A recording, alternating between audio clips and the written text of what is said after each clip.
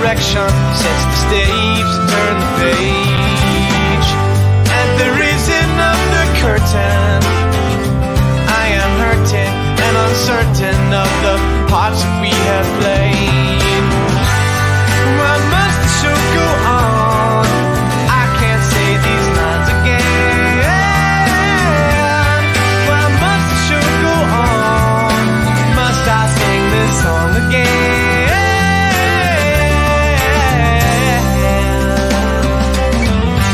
Fading out of the close-up, everybody's reeling, no concealing.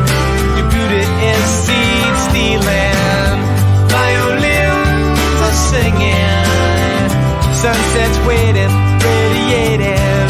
Your entrance is breathtaking. Why must the show go on?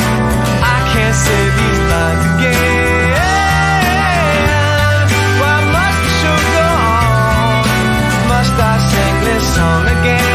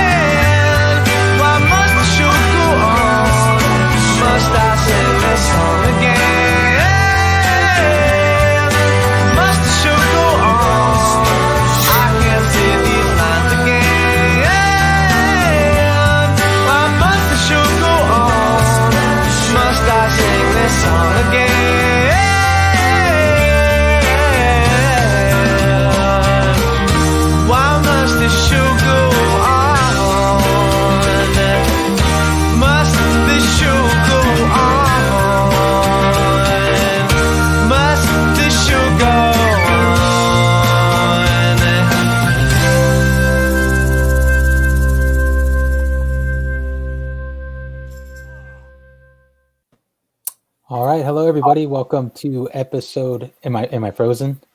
No. Okay, good. No, you're good. Finally.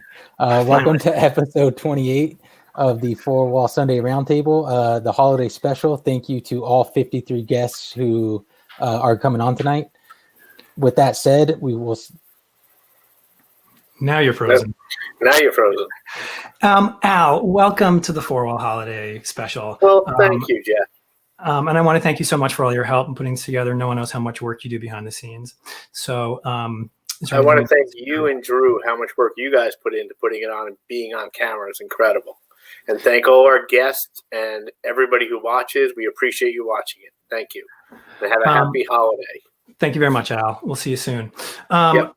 Drew's still frozen. I actually not exactly sure how this thing works. So I'm going to figure out and jump right in. Maybe Drew will join us. I'm going to remove. Okay. Great. So while we're waiting for Drew, first of all, I want to thank Al, I want to thank Drew, and I want to thank everyone at Four Wall and everyone who's been watching all these months. And welcome to the Holiday Roundtable, the Four Wall Sunday Roundtable Holiday Special. Around this time every year, so many of us are usually just finishing the rounds of holiday parties and heading into a much needed break. The break is not necessary this year, but the holiday cheer is. So hopefully over the next hour and 15 minutes, we can provide a little, and hopefully only an hour and 15 minutes. I'm back. Oh, you're back. It looks like we've lost the feed to Facebook, though. Do you see that? Or are we broadcasting? Yeah, we're still on 39 people on, so we should be okay. Great. Why should this night be different than any others? I know. Our technical difficulties. Okay. So we should get going. One thing I want to say before we start. One positive note is that the winter solstice is tomorrow, the shortest day of the year. And with the arrival of the vaccination and the new stimulus package just approved, breaking news, we can see the figurative light at the end of the tunnel of the pandemic. And tomorrow we will literally have more light in our lives as the days begin to get longer. No more lighting puns. Let's bring in the guests and get going. All right. The guests are from episode 1, Bob Barnhart, Ken Billington, and Emmanuel Gigi Padron. Yes. Hey, everybody. Hey, everyone. Sorry for the technical difficulties. It wouldn't be the 4 Wall Sunday Roundtable if there weren't at least one. But hopefully this is it. We're gonna get going. Drew, what do you want to do? Yep. Well, let's go to. We're gonna do we're going to start with the rapid fire, right? This was our first. These were our first guests, and we hadn't figured out that the rapid fire was something that we wanted to actually institute. So yep. So I'm gonna play my video like I do before every rapid fire. Paula. Jeff's Roundtable Rapid Fire. Ho, ho, ho. I love it. Okay. So we're going to in trouble. That's right. I think the order is going to be Bob, Ken, and Gigi. I thought it was Ken, Gigi, Bob. Ken, Gigi, Bob. Here we go. Ken, Gigi, Bob. I'm just kidding. We just decided. Since the last time we spoke, have you become more ambitious in the kitchen? What is one of the favorite dishes from your favorite restaurant that you wish you could recreate? I have actually mastered the microwave. That's a good start. I bought a machine, a Swiss machine called a Thermomix, which measures you just buy the ingredients, measure it all, it cooks it, it measures it. It's great because I still don't know how to cook. And anything that would come from Joe Allen's would be something I would miss. Oh, very nice. Okay. Bob, same question. Oh, sorry, Gigi, same question. No, we'll stick with Bob. Me? Bob, same question. I'm kind of right there with Ken. I live in a 1,000 square foot house, and I've been here for 27 years, and I just recently found out I have a kitchen. It's over in the corner. The problem with I would agree with the microwave, but the microwave's made for a guy to begin with, isn't it? And there should just be like a button that goes, yeah, okay, 30 seconds more. I was wrong. This should be one button that says, yeah, 30 seconds more. Yeah, I don't even buy a frozen meal if it says cook it halfway, stir it, and cook it again. I'm just cooking one meal. There's 2 great restaurants I go to all the time that are family owned right by me. If I could make anything they make, including bread, I'd be happy. But I have not made anything in the kitchen except how to walk through it. Gigi, how about you?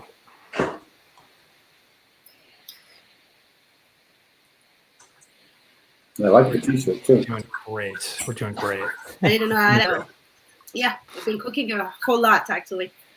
Good. And, one thing I really miss would be the dumplings at Din Tai Fung, the Taiwanese restaurant in Glendale. I guess there's around the world, but Excellent. Yeah, that's what I miss the most. Okay, guests, here we are. Rapid fire. It's called the rapid fire round. What is your favorite tech table snack food, Gigi? What's your favorite tech table snack food? Cheese and grapes. I love it. Bob. I don't have any snack food at my tech tables, but I would pick a Cabernet if I was allowed. You're allowed. You're the boss. Ken. I don't actually eat it, but I always buy the little Hershey bars and keep them on the table for everyone else. Good story with that. I did a terrible flop musical called Annie 2, which was a sequel to Annie. You've never heard of it. It ultimately became Annie Warbucks. It was so bad that Charles Strauss, the composer, sat in front of the table, and all he kept doing was reaching around and eating the chocolates. And I was going through 3 bags of those little chocolate things a day. To this day, he says he's a diabetic because of me. That's fascinating. We'll have to have him on the show and talk. Ken Billington, this is a rapid fire round. We have 53 guests to get to. I'm sure GLP will tell your stories when you're on their show. I'm kidding. Okay, Ken. Sorry, Bob. Going to you. Sorry. Favorite tech table? We've done that already. Yeah. Bob, where do you want to travel once things open up? Outside my house would be cool. Italy. I'd love to go to the beach. Gigi, where do you want to travel to? Home of friends. Oh, yeah. Ken, where do you want to travel? Any place I can, but probably California to visit some friends that are in assisted living. Very nice. Ken, a piece of equipment that has gone away that you miss? R40s, strip lights. I love R40 strip lights. Bob, a piece of equipment that's gone away that you miss? Color scrollers. I'm totally kidding. That's the number one answer. No, I'm kidding. That is what Don Holder said, though, I think. I don't miss him. I can't think of anything actually. There's some things I'm very happy that are gone away. Yeah. Gigi, how about you? Gigi, something that has gone away that you miss, a product that has gone away that you miss. I would say Martin Pro 400s. I don't know if you remember plug the for Martin. color changer with like the lens that you could remove Sure. in front of it. Yeah. I really love those. Those were my first mover automatic lighting when I was starting touring. So I love those for that reason. Well, maybe Martin will bring it back for you if they're listening. If they want to sponsor our show. Gigi, let's stick with you. Al Crawford, who was on this panel, mentioned that he never took any time off, always had the pedal to the metal. Once we're back, if allowed, do you see yourself going full steam ahead, or do you think you allow yourself some more time? I think I'm gonna, if I can, allow myself more time. If this year learned me something, this year is just that living slower. It's great. It's not because you do nothing that you actually waste your time. Ken. Full speed ahead. Sure, no doubt. And Bob. I'd just like to continue to take jobs that are interesting and fun, and if they're not, they can go away. Yeah, cool. I want to say sorry about technical difficulties to everyone, including people who are watching as we got going, but here we are, we're on our way. I want to drink a little toast to the end of this insane year and to the beginning of a new one. So Happy New Year. Happy New Year, everybody. Happy New Year. Thanks. And I think we have a little video from Al Crawford. Yeah, so thank you so much for being part of episode 1. Al Crawford, who was also on episode 1, left us with a quick message for the panel. Bob, Ken, and Gigi, thank you so much for doing this, and hopefully we see you soon. And here's the message from Al. Hi everyone. I'm so sorry I couldn't be with you today. I'm actually very blessed to be actually lighting a show with lights pointed at a stage. Super excited. Holiday show down in Miami. I'm super impressed by all their COVID restrictions and protocols, and it's actually a really good example of how we can get moving forward. So, hello to all my panelists. It was so great to be on the first episode 7 months ago. I can't believe it's been 7 months, and I really hope everyone has a wonderful holiday. 2020 was a difficult year for everybody in our industry, obviously. But I really, truly believe 2021 is going to be amazing. So, love to everyone. Happy holidays, and see you very soon. Awesome. Thank you, Al Crawford. It's always nice to see his face, and hopefully we'll have him back on the show sometime and see what he's been up to. Yep. Well, Bob, Ken, Gigi, thank you again for joining us. Thank you very much, guys. Happy New Year. You can go ahead and exit the studio, and we'll keep it moving. Thank you so much again. All right, let's bring on the next group. All right, we're only 10 minutes behind schedule to start. Let's do it. No, we're right on schedule. Are we on schedule? Oh my God, that's amazing. All right, well, let's bring in this is the guest from episode 8, podcast and webcast that we had. First is Jason Marin. Yes. Hello. We got it. Hey, Jason, how you doing? All right, thank you. All right, and then we got Alan Edwards. Oh, hey. Veda Briseño, who's going to turn on her camera in a bit. Yeah. Hi. Nice to see you. Corey Paddock. Corey Paddock. Hi, everyone. Welcome back to the show. It's so nice to see you all. We're going to dive right in. We're going to go to Veda first. Hey. Veda, you had or have an ongoing podcast or webcast. Can you tell us what the current status is? We heard all about it when you were on the show. How did it go, or how's it going? And if you stopped, do you have plans to restart? Yeah, so it's currently, I guess, on a little bit of a hiatus as the times have been going on. I've been working on a program called EVEN, the Events Vocational Education Network, and it's about outreach and getting more equity, diversity, and inclusion into our awesome industry, telling people what it's all about. So the podcast Roundtable is currently on hold, but once that's all ready and launched, then I'm definitely going to try to bring it back. Cool. Jason, how about you? So I restarted the podcast not long after the roundtable that we did, and it has been great since then. There's been a lot of great stuff, but I'm particularly proud of the episode we did with Chi Chu, because she designed the lighting for what to send up when it goes down. And we also did an episode called "What Now," which is about how to navigate career changes and reinventions. I feel like these discussions that we had on the show and that I had with you guys, and that you have on the Four Wall Roundtables, it's important because people need to hear they're not the only ones suffering, they're not the only ones who missed the work, they're not the only ones who missed the people they lost. And so I'm really happy to be part of it. That's great, and I'm glad you have Cha on. I love Cha. I've known her for years through other friends, and actually she's someone that we've been talking about having on this show. So hopefully we'll do that. I'll be sure to tune in. Alan, how is your project going? It's going good. 5 episodes are out, and the 6th one is coming here shortly in the next couple of days. Yeah, it's going great. Great, happy to hear that. And remind us, actually, Veda, can we go back to you for a second? Where do we watch yours when you do it again, or the ones that exist? How do we see them? They're currently on Twitch. The first episode, I can send y'all the link, and then the second episode is on Protest Party, which is hosted by another lighting designer, Erica Hayes Hill. Cool. If you send the link to us, we'll put it on the Four Wall page. Yeah. So email me. Yeah, email me all the links, and we'll definitely put them in the comments for people to check it out. Definitely. Jason as well, and Alan, please as well. And Corey, how's your podcast going?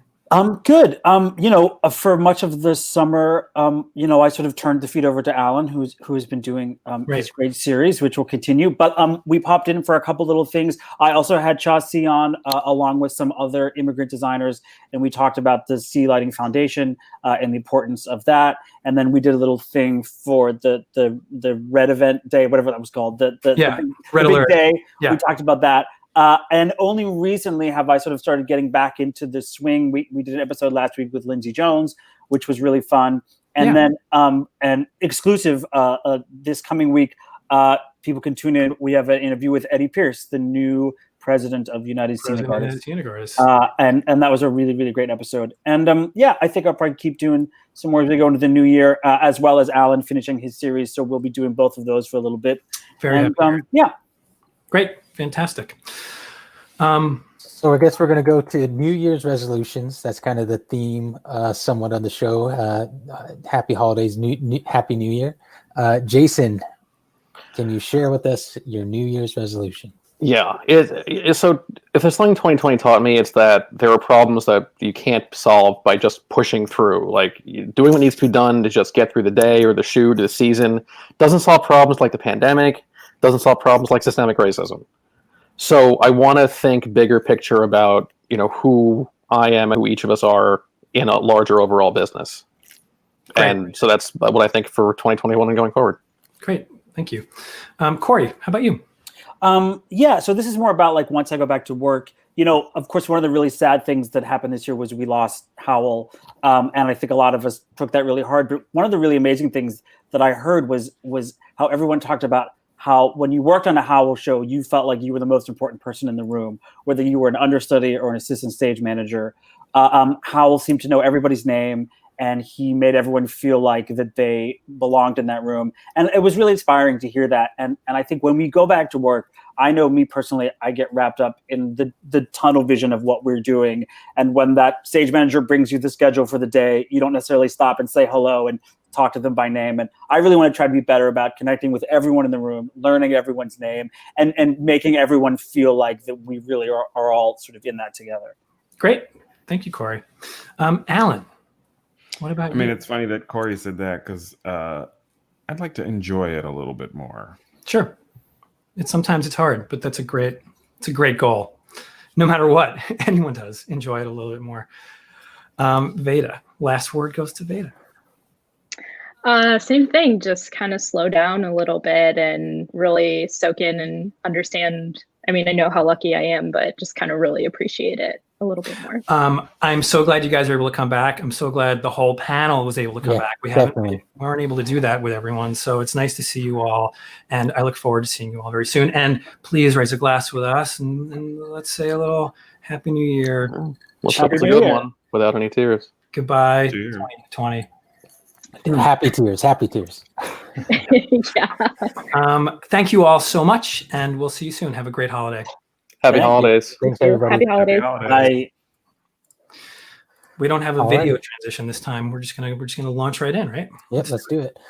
Next is 3 guests from episode 17 and episode 11, production managers and producers, Christopher Rui Gomez, Tre James, and Laura Green.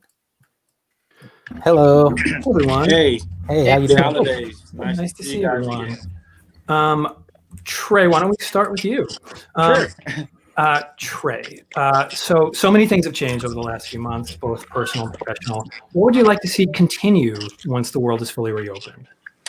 What would I like to see continue? I'm not sure. I'm not sure what I've seen that's changed, particularly that I like to see continue. I can't say that the things that have changed for us are things that I would care to stay. One thing I just kind of heard at the end of the last panel that I think would be great is for companies to, if they have started to continue a focus on diversifying their crews.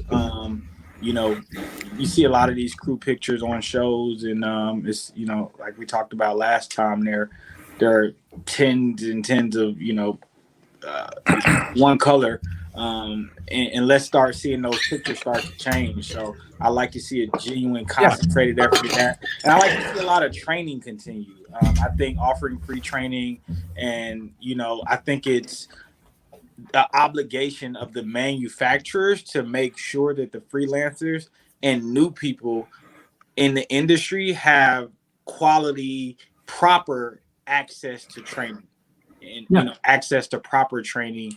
So I think that hopefully will continue as something that we can kind of hold them to and get them to keep offering as part of us supporting their businesses and using their products. Yeah, I think that's great, and I think you will see a change. It might not be a change tomorrow, but I think over time everyone is committed to making those pictures look a little bit different. And I think part of that is training. So I think that's a great sentiment. Chris, welcome back. Thank you. Question. Well, I think that one of the great things that came about was being in touch with more people more frequently through the magic of these sort of Zoomy teams, whatever you want. So talking to people more than once a year or twice a year has been great as we've gotten through this whole process and relying on other people. But to go with that is the technologies that might help us. And we have a very small sort of backstage area and office area. So maybe we can utilize space in a much more efficient and better way as we go into this new world of digital productions as well as live concerts. That's great. Yeah, absolutely. And Laura, welcome back, Laura. Hi, guys. Thanks. It's this whole thing. I mean, we've been trying to, capture live performances digitally and bring them to our audiences. And I just find the whole pandemic and the way we have been made to work has been a great equalizer. And I've found a lot of comfort in that with the people that I work with. And Jeff, I know you really, want to talk about collaboration. And I think being equalized has really brought the collaboration together. The 2 small projects that I've worked on so far, I've had, terrific with you on the Theater Work show, and with Charlie Morrison and Four Wall on both those shows. We really have worked together in that process, and I think everybody has a common goal, and it's really. I hope we can continue that feeling. We all want the same thing. We all want everything to look great and do our thing, but we recognize what's happening to us, and I think I'd like to see some of that carry on. Especially I'm management, sure, and but I'm not just management. And I like that feeling, and I'd like that to continue. Well, we all love what we do. I think that's great, and I think you guys, people like you, are the backbone of what this return will look like, because you're the ones that you put the crews together and you hire all of us and you set the tone. So I think it's amazing to hear all of these things, because I think if you say it, then maybe it will actually happen. And I think the other thing is, I know we all zoomed out and teamed out, but I never want to do another conference call ever again in my life where I can't look at the people that I'm speaking with, and we can have some order to the chaos. Yep. That conference call. So if anything good came out of Zoom, I hope that continues. Technology and our use of technology to further, what we're all trying to do. Yeah. And Tre, I'll go to you.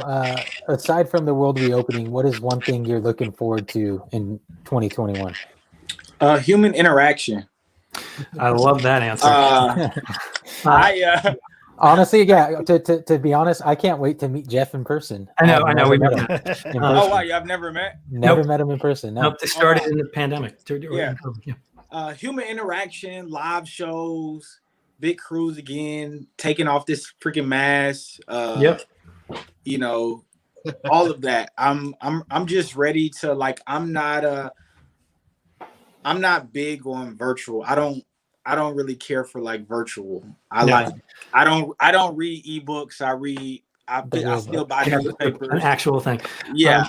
I agree. I'm tired of Zoom, even though it's necessary. And I agree with Laura that if you have to have a conference call, you might as well be on Zoom. But boy, would I like to be in a room with people.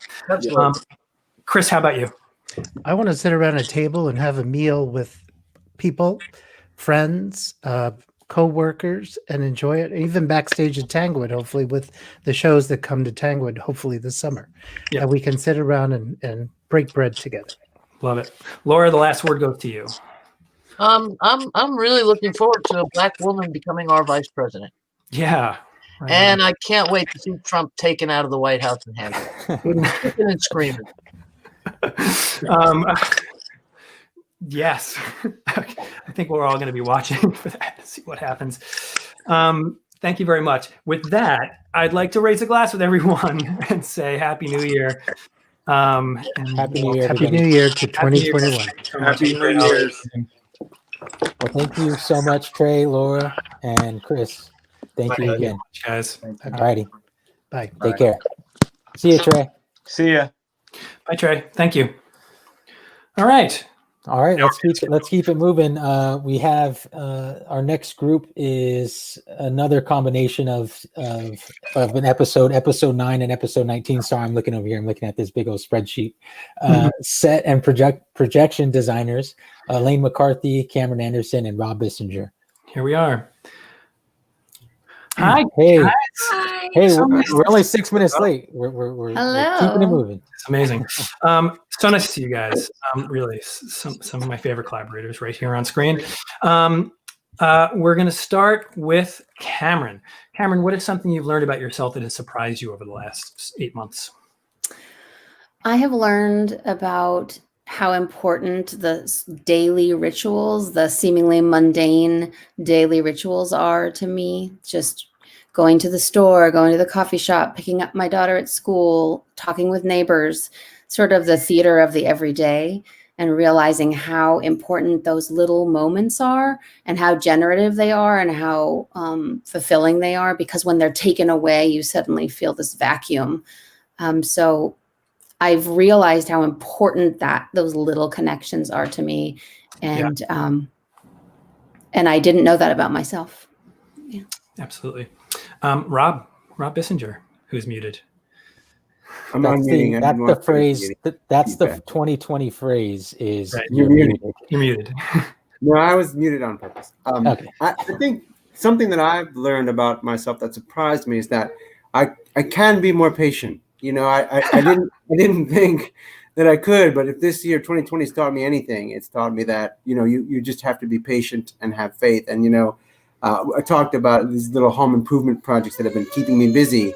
And those were really illustrative. They were really helpful for me because, in every instance when I didn't take the time to set the jig or set the clamps or measure twice, invariably I would make a mistake that would cost me time and materials, and so I learned, the value of being patient, and I was surprised to find that I could be patient when I needed to be, and I think we all need to be right now, patient with ourselves, patient with our people that we love that think differently than we do. This is a time to be patient, and so I was surprised to find that I could do that.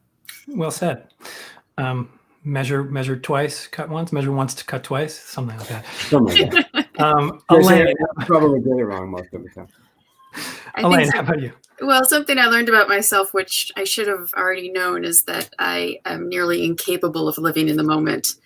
I think that, and if there's anything that this pandemic has taught me, is to practice that. I felt like an amputee at the beginning of the pandemic because if I sat down and did nothing, I felt like a ghost limb twitching every few minutes saying, I need to be doing something.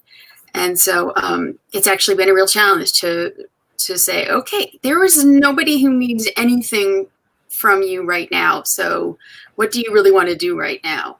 And trying to take advantage of that while I can, because certainly soon enough, everything's going to be scheduled to within an inch of its life. And I'll keep working on it. Yeah. Elaine, actually, all of you guys have great backgrounds. But Elaine, I love what you've done to the place, because we saw the room yesterday under normal light, and this is your studio that we're looking at, right? It's and I couldn't drag the Christmas tree upstairs, and my family would have very, very well done. Thank you. Okay, Drew, what's next? Yes. I have another question for you guys. Yeah. Yep. We'll stick with you too, Elaine. What is one positive takeaway from your 2020 after all the negative?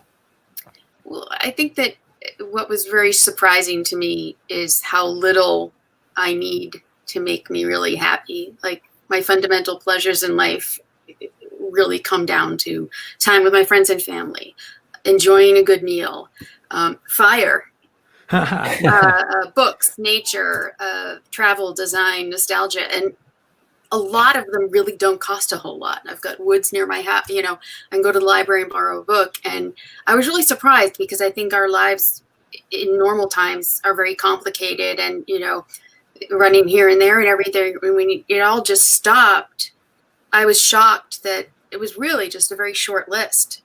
And I think I was always dreading someday, having enough money to retire. Well, I think I might need less than I thought I would need, because, I can go to the library and I can, walk in the woods, and I don't need to do around the world journey.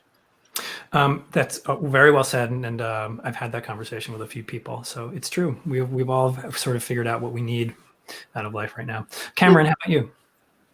I wanted to read something actually in response to this question that has to do with the solstice. Tonight and tomorrow are the solstice.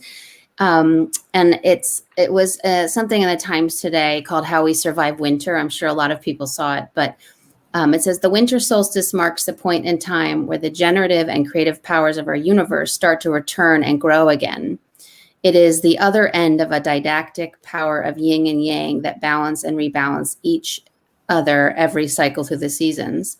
The great irony of winter is that the moment darkness is greatest is also the moment light is about to return. Each year, the winter solstice comes with the promise that the next year will be brighter. It is an interesting metaphysical as well as astronomical truth that it is only when you have good darkness that you can see faint lights, whether it is faint stars or the little points of light. The most important thing is to hold that tiny spark of life. If it is a bud in a seed, that is our work to hold on to life. So when spring comes back, there can be growth. If you fail at that, spring doesn't matter. So I loved the idea that out of this darkness can come light. And so I'm thinking about that tonight, especially. Thank you so much. It's amazing. Thank you for doing that, and good luck following that up, Rob. No, I know. My only regret is that Rob has to go next. The harder one is Elaine, because she said almost exactly what my answer was. No, don't be sorry. You said it beautifully.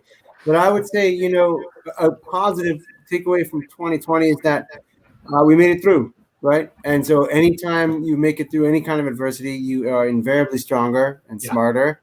And I hope that we will be stronger as individuals and as a community and as a nation for having made it through this year. And then the only other thing I was going to say on a personal note is that 2020, my daughter just turned a year in November. So 2020 has been her only year ever. Wow. And yet she wakes up so happy just to wake up every day. And so that's something that I try to take with me into 2021. Well said. Well said. All of you guys are amazing, and I'm so glad you were here. And cheers. Colors. Cheers. Happy New Year. Happy holidays. I hope you guys have a great end of this crazy, strange year and a great beginning of the next one. And I look forward to seeing all of you in a theater. Yeah, work for everyone in 2021. That's right. Happy holidays. Happy holidays, everybody. Happy holidays. Thank you. Cheers.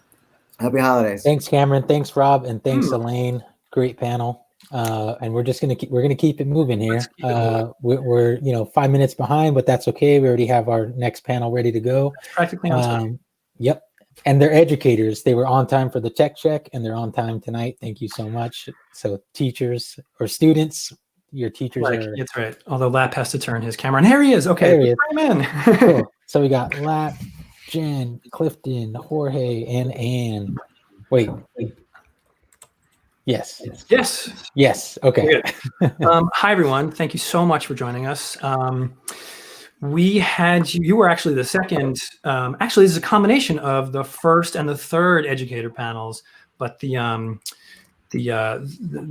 sentiment in the question I think still applies. So we're going to start with Clifton since he was one of our first guests. Clifton, how did the semester compare to your original plans and hopes and dreams? We spoke to you as the last semester was ending. How did it go? Well, it was much better than we expected. Everybody lost the pool about when the school would close. So we stayed open. We stayed in person the whole semester. And our students did an amazing job keeping us COVID-free. We had no cases in design and production. And we put on a lot of shows for camera. And it went really well. It was rough, but it went really well. Yeah. Jen, how about you? How'd it go? I think it went pretty well. I think the students did a really great job. But I myself just constantly felt like just keep changing, right? Like every other day, you never knew what was going to come up or which student was suddenly going to be quarantining for 14 days and not in class. So it was just like, can you just keep up with the pace of change? Yeah. I'll say, like, arguably, you and all of the professors out there, not just design professors, all of the professors probably had it harder than a lot of other people who were working because you weren't just doing your job, you were reinventing your job and trying to figure out how to, what was next. So thank you. Lap, how about you? Well, as well as it could have been. We were not able to be in person because I'm part of University of California, the whole UC system, and they make decisions as a group. So I think we only had, we're allowed 10% capacity on campus, and that including all, first responder training and everybody like that. So we were completely online, and we will be again the next quarter, but hopefully in the spring we'll be more hybrid. But as well as could be, we did other things that we usually spend maybe a little less time with. And but I'm ready to look at a real light with people. Yeah, yes, absolutely. Anne, how did it go? Honestly, it went about as well as we could have hoped for. We had enough virtual classroom and theater under our belts, I think from the previous spring, to kind of know what to expect. And the students and staff and faculty continued to be incredibly creative and resilient. The one major relief was that our campus was able to keep the infection rate far lower than the cities. So only a few folks, a couple of my students in the School of Drama at CMU have come down with the virus, fortunately all with mild symptoms. We did manage to pull off two things that I was really worried about. The first was that we launched an anti-racist theater curriculum in which all 400 faculty, staff, and students were enrolled. It was like 38 core sections. And it's not ideal to dive into a community discussion of anti-racist theater virtually, but the effort was long past due, obviously, for us as it has been in the industry.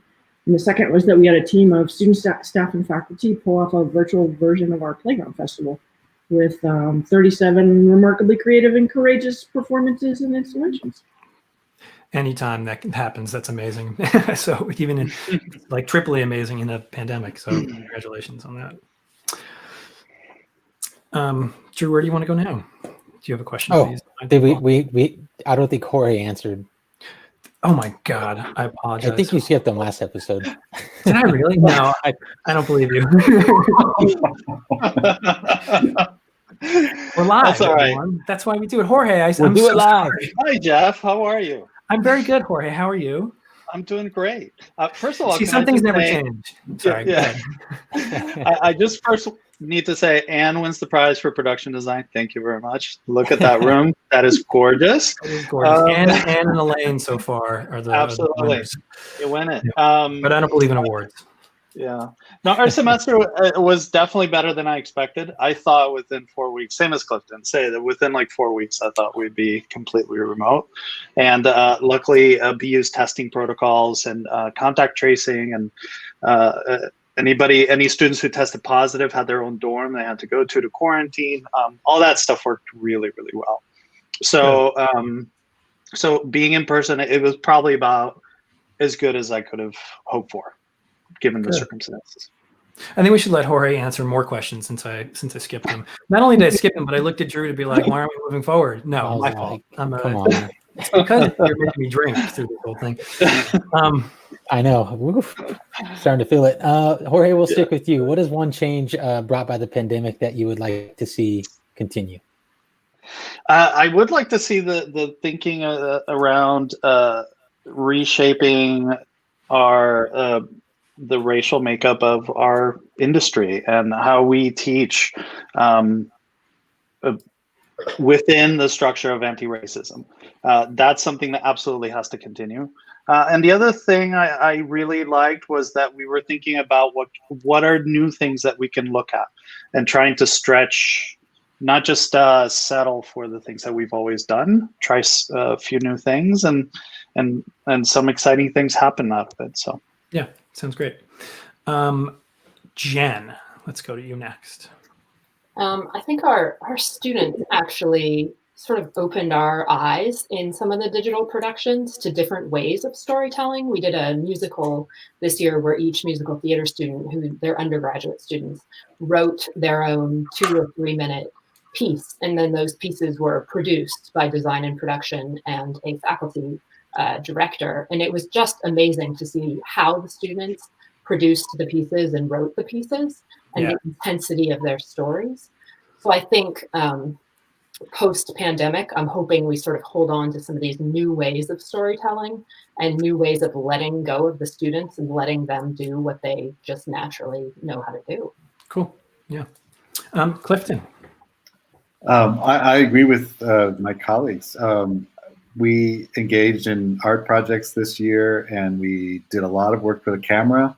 And I hope that we can continue that kind of creative thinking and kind of building resilience in our profession so that we can move into other areas and the students know more. So I hope that we can continue this kind of creative problem solving.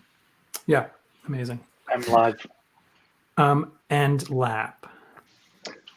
I guess in this timeout, and also echoing what some of my peers are saying, we don't have to come back to the same thing in the same way, and it's time to reevaluate. It might be a mixed blessing, even doesn't feel like a blessing right now.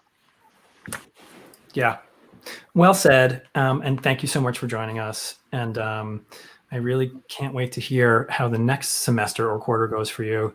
But in the meantime, please. Wait, hold on. I don't think Anne answered that. So here's what's going on. So, let me explain. Every group. That's the Let me explain what happened. thing. So I have like initials of like that, and I circle every time someone has an answer. But I didn't take into account that there are 2 J's in this group. So my whole system is all screwed up. For this group. You just didn't feel alone. And that's right. I just did that so it didn't seem like I'm picking on Jorge. And close us out, Anne. Close us out. Yeah, I really have to agree with what all of my colleagues have said. Fantastic words of wisdom. I think that this disruption and adversity have really shown us what we're made of. And we've been forced to ask the questions every day: what is theater, and how can we make it accessible? And so I think that's challenged a lot of our entrenched orthodoxies. I don't know about y'all, but like every day I'm like, what is my name again? Right. Okay. Which sock do I put on first? Right. And my hope is that that we're building the muscles to allow us to lean into discomfort and ambiguity and to ask questions rather than looking for answers reflexively, rather than like just going for the the finish line. Yeah, absolutely. Yeah. Now we heard. Did everybody answer the question? Did everybody answer both questions? It's all right. It's only going to get better, folks. Everybody watching, it's only going to get better as time goes on. Watching the other group come in and seeing who we're missing, and I'm going to let other people handle that and not worry about that anymore. I just learned my lesson. Drew, to 2021. Thank you. To 2020. Happy New Year, everyone. Happy New Year. Maybe back in the theater soon. All right. Well, thank you so much, Ann, Jan, Clifton, Jorge, Lap, and hopefully we'll have you on again soon. So thank you again for coming on. We appreciate it. Thanks, guys. All righty, let's go. Okay. Yes, we are on group 7, all lighting designers, some teachers. It's a combination from episode 10, 2, and 21. We're on 6. See, sorry, 6. We're doing great. We're doing great, guys. See, this is the thing. Like we're not TV personalities. We're just we're just people who do things. Who started this webcast a while ago. When we do this next year for our next holiday party, we're going to be so good at this. Okay, let's just bring them. I'm not the only one though. Rachel Blackwell, Ryan O'Gara, Christina J. Martin, and Vivian Leon. Is everyone here? Do we have? Yes.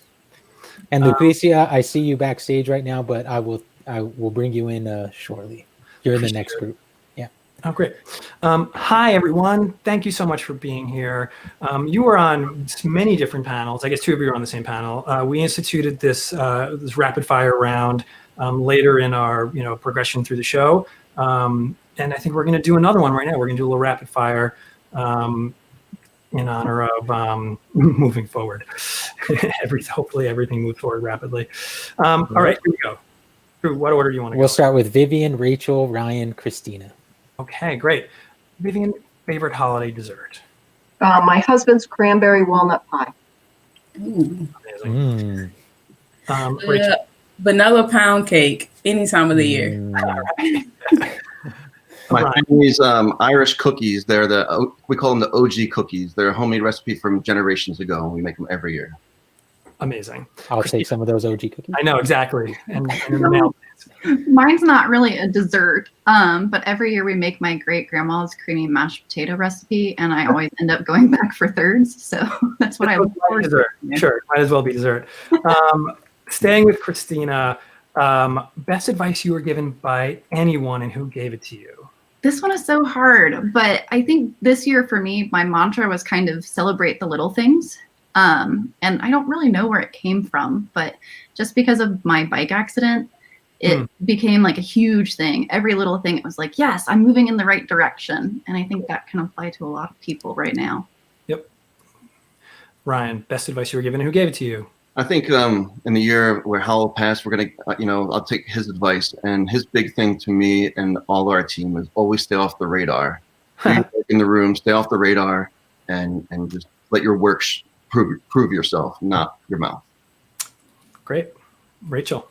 So mine would have to be don't say yes to anything that does not fulfill you.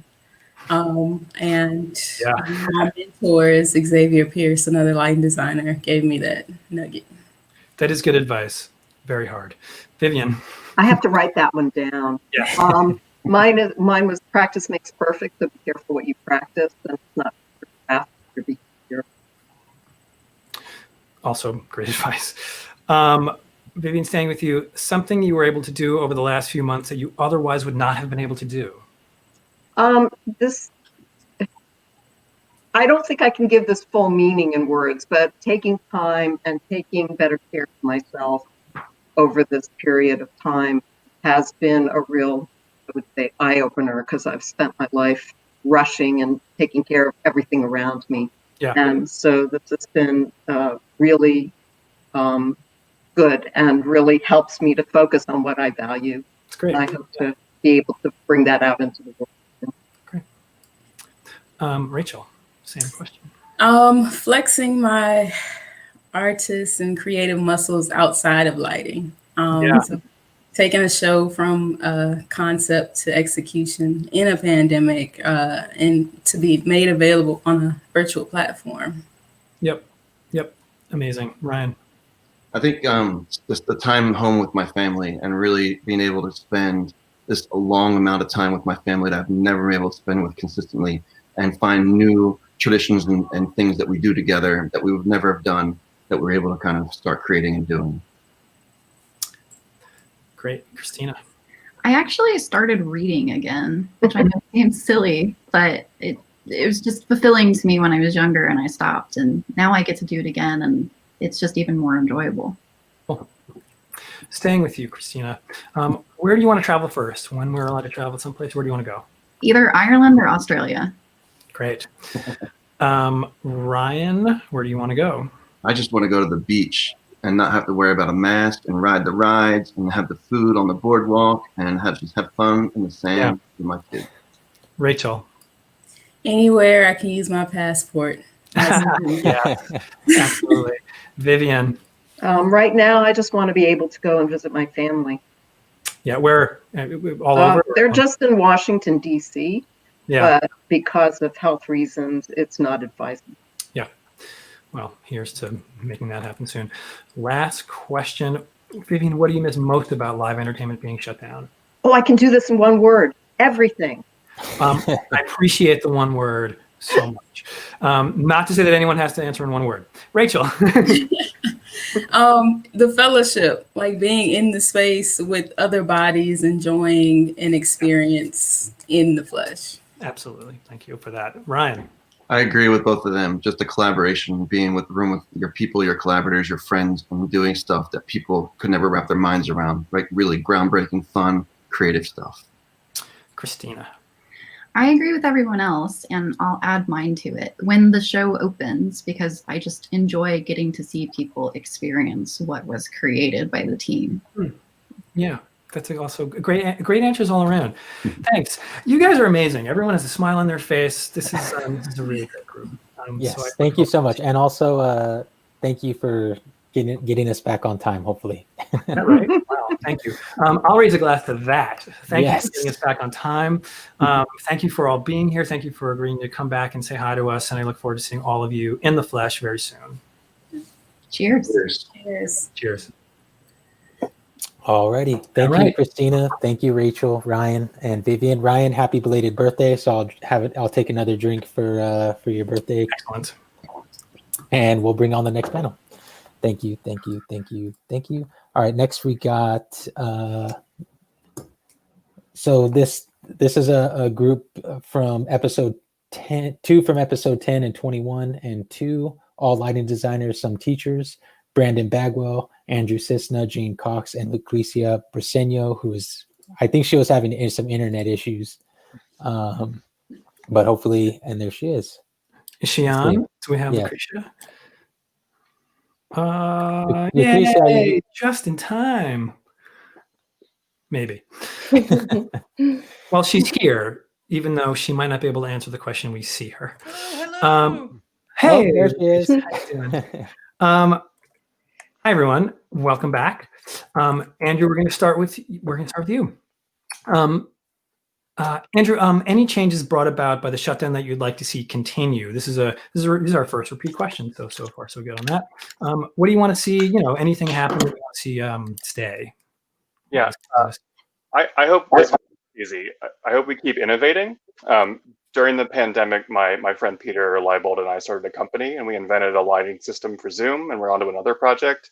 And so I hope that when we're all crazy busy again, we can just keep pushing the boundaries of what is possible.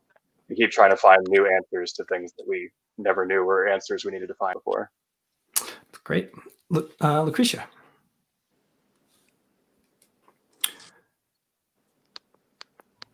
Same question. Oh, can you not hear us?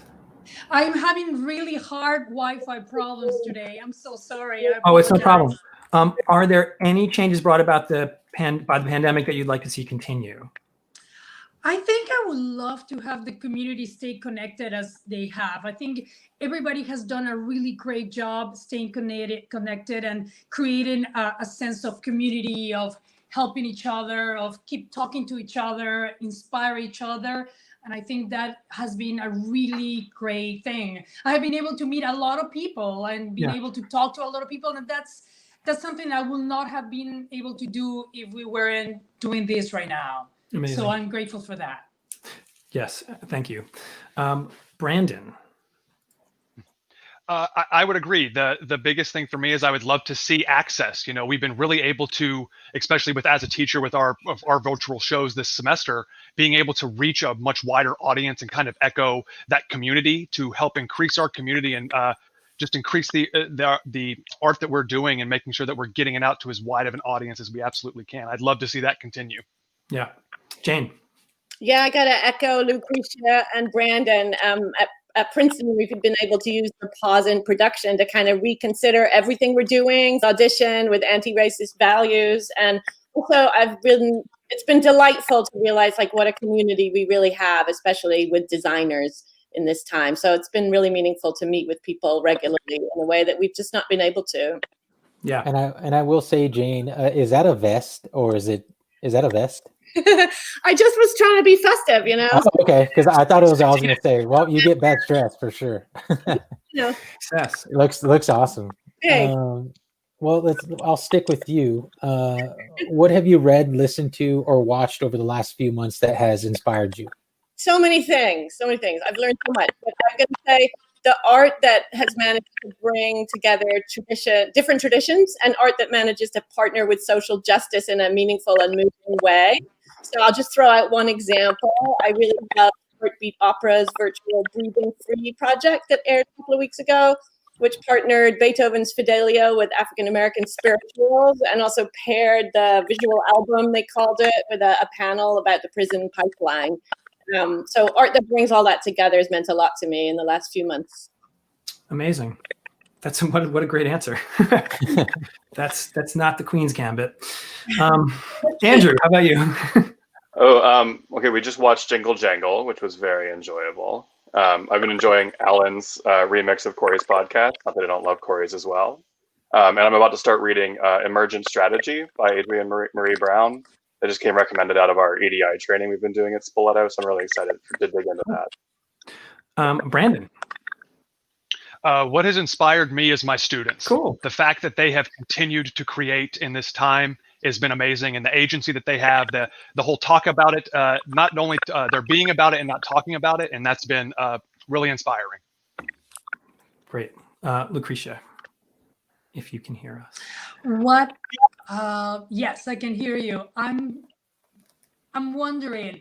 I have been seeing a lot of really great interviews, a lot of artists getting interviews about talking about the process and how they do things.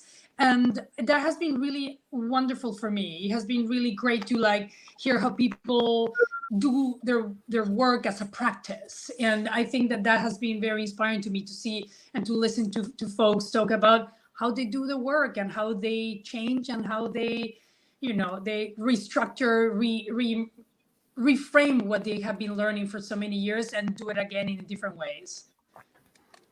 I totally agree. And we are going to continue to do that. So hopefully you'll tune into us. We have some great things coming up in the new year. Yeah, and I will say, Lucretia, you had said a comment when I had posted about my mom's cancer diagnosis. So I just wanted to say that meant a lot to me, and thank you so much for your kind words when you commented on Facebook. I appreciate that. And I think it's great. We are there to support each other, as artists, as technical people, but also, I think it's really important to reach out and make sure we're listening, and we're listening to all sort of people and all sort of stories that we want to be written in the positive way. So yes, I'll drink to that. I will too. Cheers. That's it. Cheers. Cheers. Thank you so much for joining us.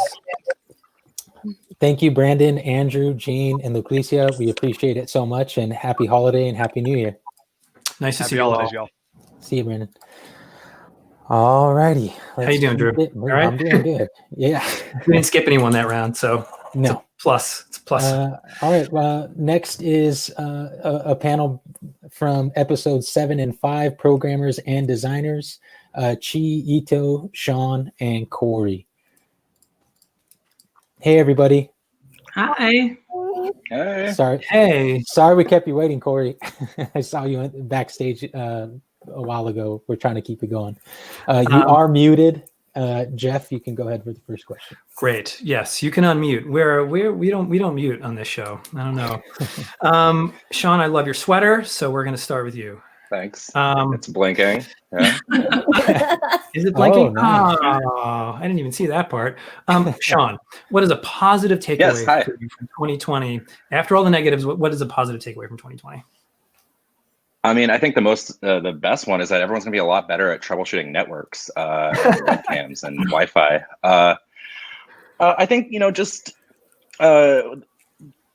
I'm a kind of a social interaction addict, but that only kind of extended to my immediate show circle. So I think it's been really great to catch up with some people outside and talk about life and talk about what the kid's building for science fair and what not whine about what's happening in the theater. So I think just like my sort of personal relationships have really, I've gotten to catch up with some people, which has been really great. Yeah. Cool. Corey.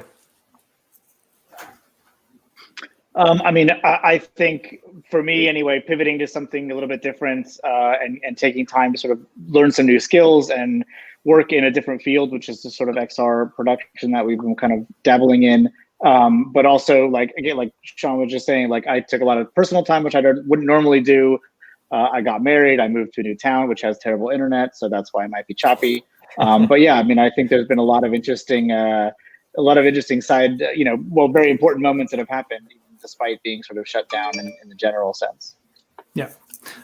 Ito, how about you? I think that that stillness and being slow paced is okay, and how important it is for us to recharge and realign ourselves. And, I doubt that we would have had have been graced this opportunity in our normal day to day. So the time that we have for ourselves is nice, and it shows in what we've been doing with ourselves. Yeah. Well, very well said. And Chi. I think it actually gave us a lot of time to redefine and reflect. I think that's probably the biggest takeaway for me during this time, to really reflect on, as individual and as community as well, what kind of community and society we want to be in the future, what kind of individual we want to be in the circumstances that is so globally epic. Yeah. Yeah. Also well said. All right. I think did we hit everyone? Yes, we did. We'll stick with you, Chi. Aside from the world reopening in 2021, what are you most looking forward to? I'm actually really looking forward to innovation. Like I've heard I've heard from a good friend of mine who is designing a lot of Zoom productions for theater. There is a group of young kids developing app specifically just for a theater company to do Zoom productions. And I think that's something that we would never think about as it doesn't matter which company, like in the future, maybe we could do virtual filming or I'm looking forward to innovations. Yeah. Corey, how about you? I think very similarly. You really excited about the use of new technologies, combining these new audience experiences remotely, how things are going to marry back together with real world in-person experiences, like just sort of all the technology that's sort of been, light speed, fast forwarded through to kind of get us to certain things, in 2020, how that comes back into real world experiences, as well as just what innovation that brings, trying to take the good with the bad, but knowing that this has sort of launched a lot of stuff forward to kind of see where that takes us, as well as just new ideas for experiences, like all the drive-throughs and the things that have been going on that we can do in this environment. Like what are those new experiences that we want to do, more interactive things. But it's really interesting to see what other things are going to happen besides just traditional forms of entertainment. Yeah. Ito. I'm really looking forward to the power of community as it applies to the space that's being created and that's continuing to be created, as well as like paths that are being paved for BIPOC artists to be seen, to be heard, really just to be in our industry and unapologetically so through 2021 and onward, really. Yeah, I see Chi smiling. So yes, Sean. My tree is blinking because I had to unplug my Nomad dongle to plug in the webcam. I'm looking forward to. I'm just looking forward to seeing people in person. I've had some really great catch-ups, but I'd like to get out of my house and go. I think everyone hit it with like the new technology. There's a lot of cool stuff. I think that's one of the best things that's come of this. People are thinking outside the box in ways that we've kind of forgotten. Yep, absolutely. Well said, everyone. Thank you so much for joining us. Happy holidays. I hope you have a very safe. Happy holidays. And, Cheers. Cheers. Cheers. Time soon. We did get everyone, right? Yes, we did. Great. We're doing great. Thanks, everyone. Really great to see you. Yeah, Corey, Ito, Chi, and Sean, thank you again. Thank We really you. appreciate you coming on. Thanks. Thanks, guys. Happy holidays. Happy holidays. Let's keep it moving. For people watching, wondering when this is finally going to end, we're past halfway, so don't panic. It's not, bye, Sean. Oh shit! Sean couldn't get on, but he's still here. Sorry, Sean.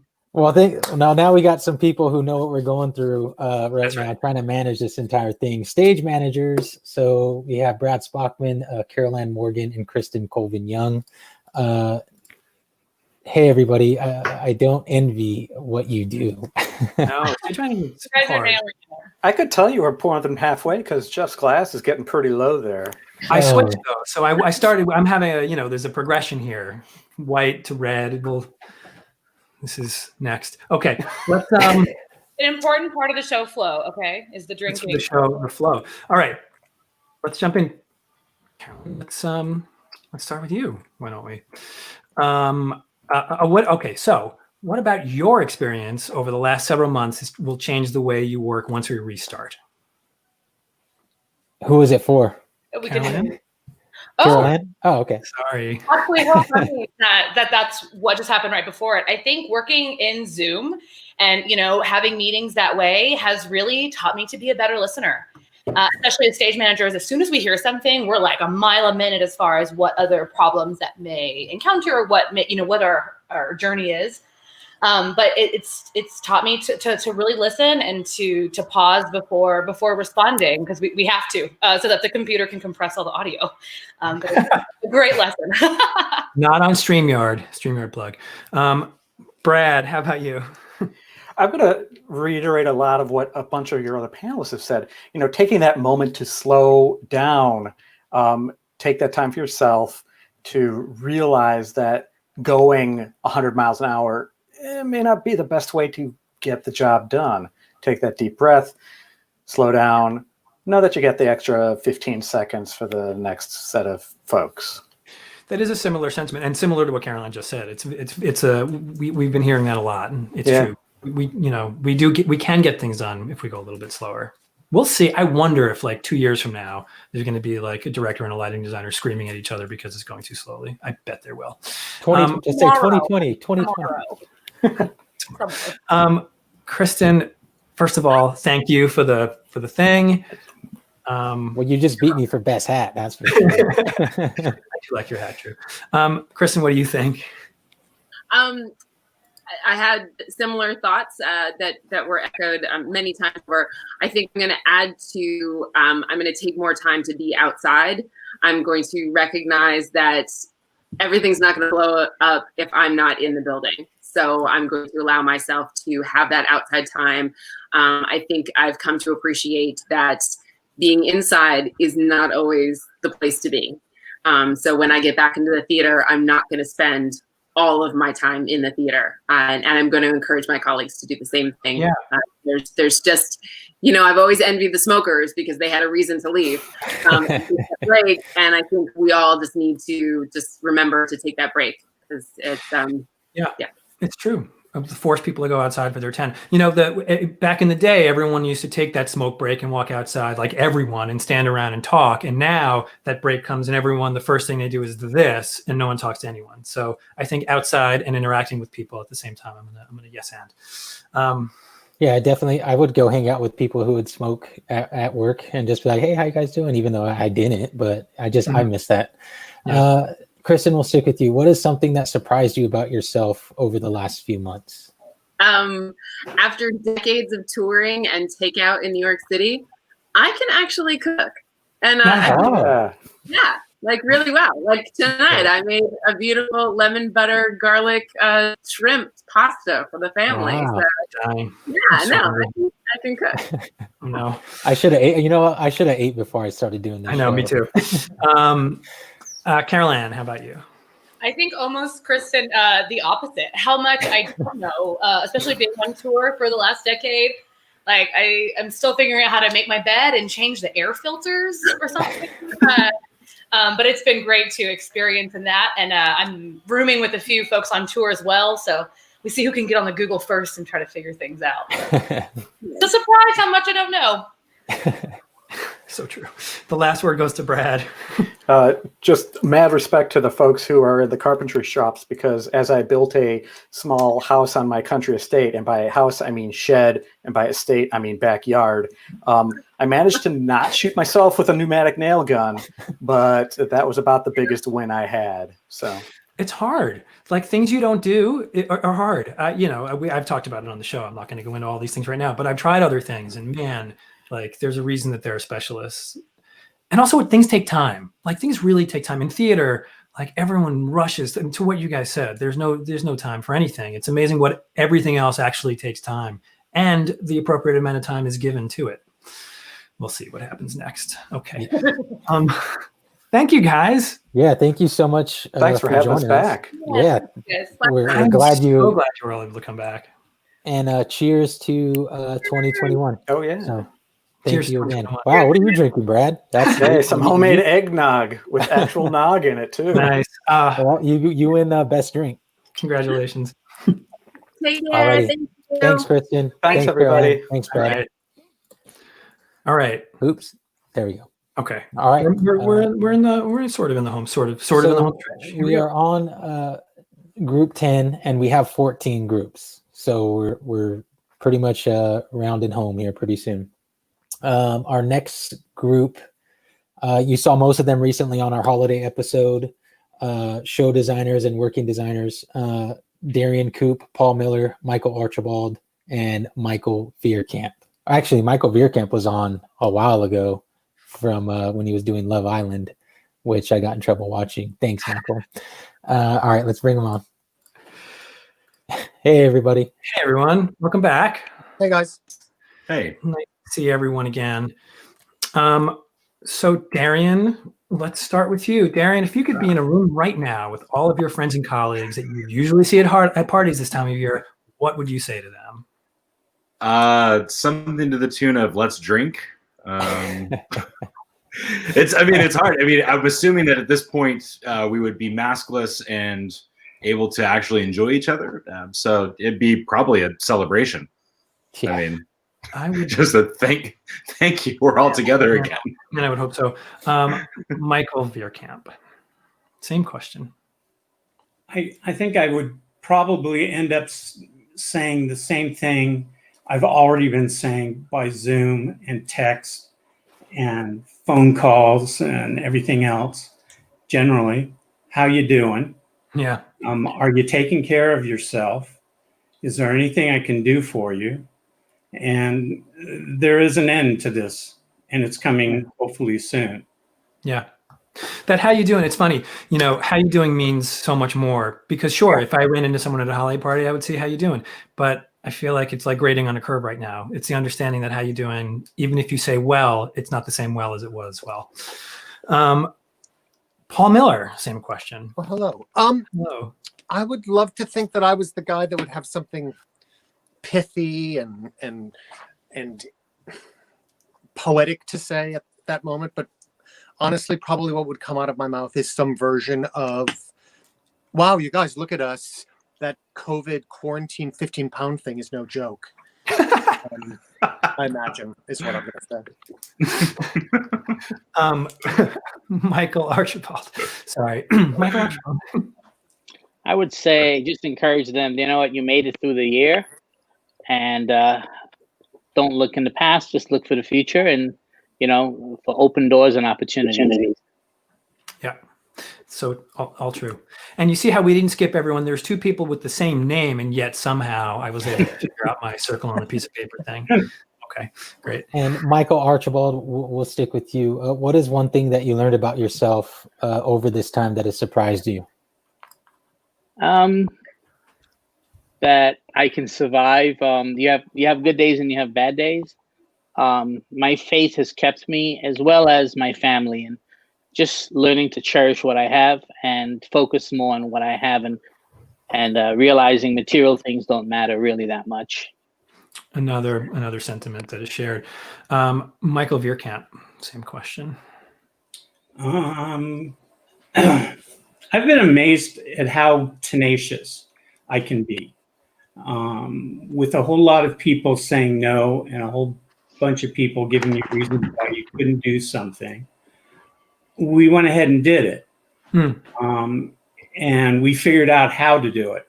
And we also, at the same time, as an industry, at least for television, have really done a fairly good job of taking care of our people who were not working. And we have figured out a way to put them back to work.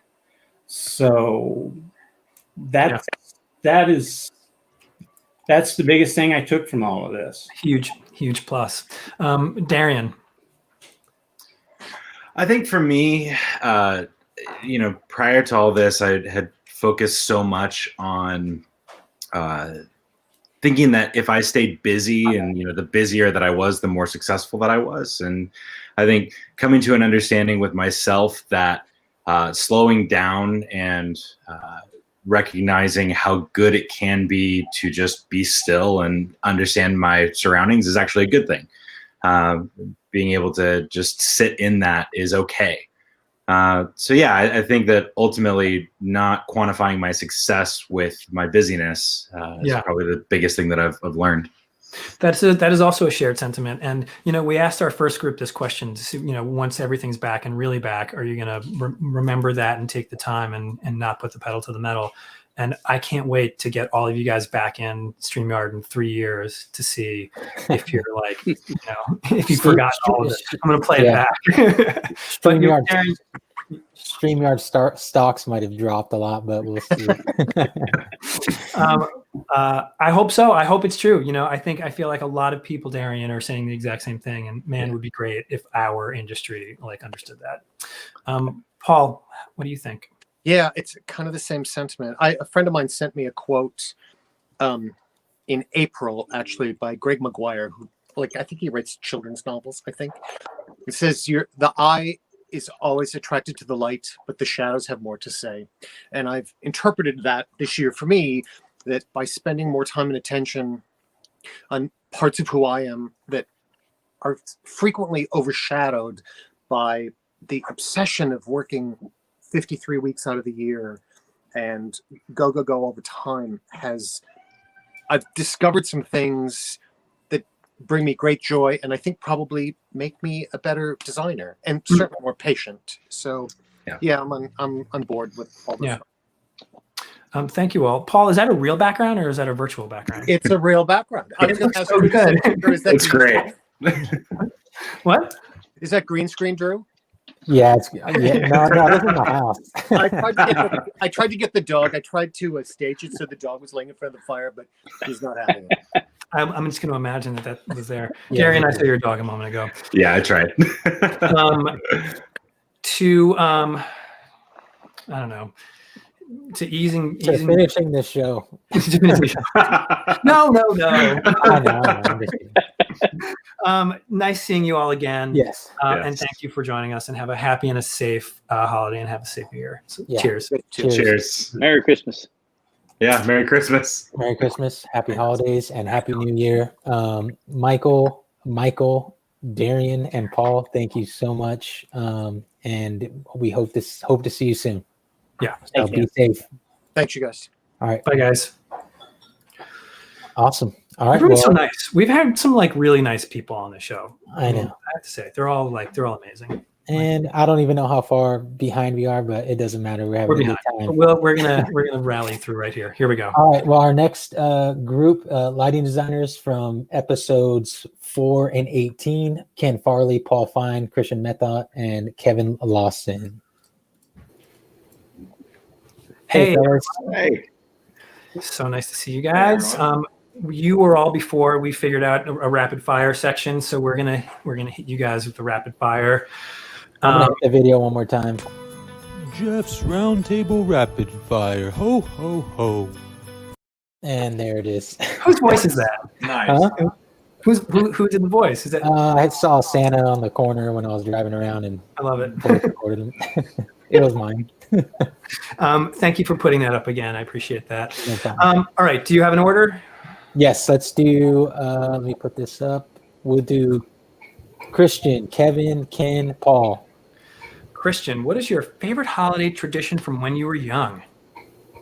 Oh, easily my family liked to host lots and lots of people, and so it was an open door, and I look forward to that again. Yeah. Kevin. I used to know where my parents hid the Christmas presents, so I would go and get a preview usually about a week or two before. Sly. At least you wouldn't be disappointed. Yeah, that's right. That's true. Ken.